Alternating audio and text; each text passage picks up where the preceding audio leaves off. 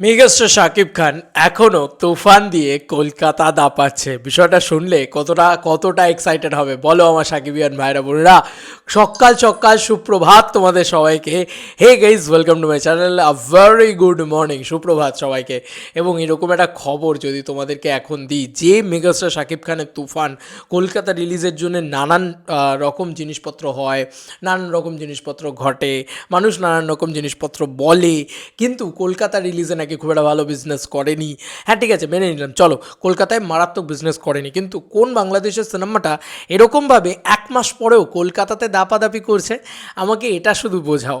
মানে প্রায় এক মাসেরও বেশি হয়ে গিয়েছে তুফান ছবিটা হলে রিলিজ করেছে, কলকাতায় রিলিজ করেছে, অনেক দিন হয়ে গিয়েছে, তারপরে সেটা থিতিয়ে গিয়েছে, নানান ছবি রিলিজ হয়েছে, কিন্তু এখনও উইথ প্রুফ তোমাদেরকে দেখাবো কলকাতার সিনেমা হলে। ইয়েস, তোমরা কলকাতার সিনেমা হলে টিকিট কেটে তুফান এখনও দেখতে পাবে। ইয়েস, সেখানে শুধু সিনেমা হলে নয়, সিঙ্গল স্ক্রিনে, কলকাতার সিঙ্গল স্ক্রিনে কিন্তু তুফান চলছে। বারবার তোমাদেরকে বলছি যে তুফান একটা এমন সিনেমা, যে সিনেমাটা কিন্তু সিঙ্গল স্ক্রিন ধামাকা করার সিনেমা ছিল।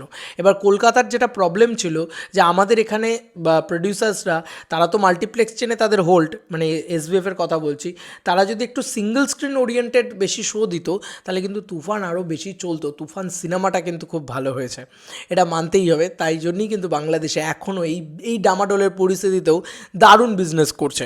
তোমাদেরকে বেশি না কথা বলে সকাল সকাল এই এক্সক্লুসিভ আপডেটটা দেখাই, তাহলেই তোমাদের আরও ভালো লেগে যাবে, মন খুশি হয়ে যাবে, আমি কথা দিতে পারি এটা কনফার্মড।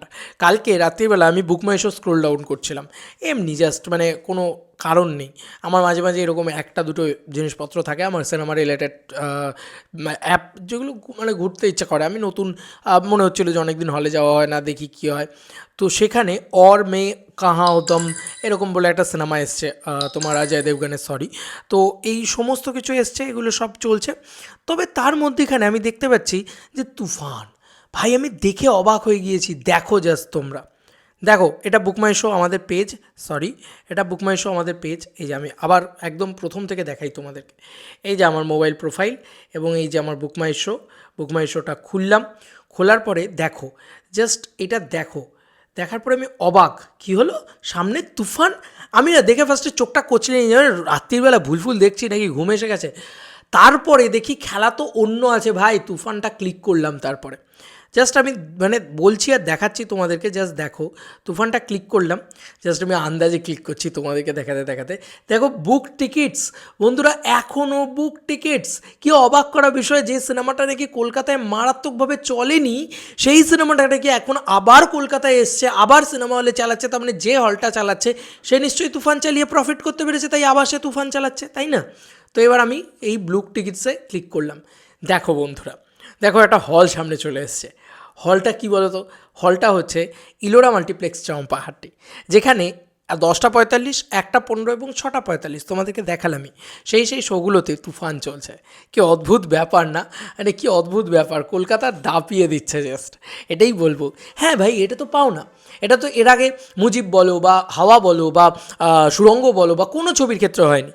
যখন দ্বিতীয়বার, মানে আবার কি দ্বিতীয়বার করে ফিরে এসছে সেই ছবিগুলো কিন্তু কোনো ছবি চলেনি, এবং সেই ছবিগুলো কিন্তু দ্বিতীয়বার করে ফিরেও আসেনি। কিন্তু তুফান একটা এমন সিনেমা যেটা কিন্তু কলকাতা বক্স অফিসে আবার দ্বিতীয়বার করে ফিরে এসছে, তাও কোথায় ফিরে এসছে না, সিঙ্গল স্ক্রিনে ফিরে আসছে। মানে বুঝতে পারছো তো যে মেগাস্টার আলাদা লেভেলের ক্রেজ দেখিয়েছে কলকাতা বক্স অফিসে, এটা মানতেই হবে যে আলাদা লেভেলের ক্রেজ দেখিয়েছে, মানে অন্যান্য বাংলাদেশের সিনেমার সাথে তুলনা করে দেখলে। কারণ এটা প্রথম বাংলাদেশের সিনেমা কোনো, যে সিনেমাটা কলকাতা রিলিজে এত হাইপ, এত ক্রেজ, এত মারাত্মক বাওয়াল দেখাতে পেরেছে এবং এত মারাত্মক কালেকশন দেখাতে পেরেছে।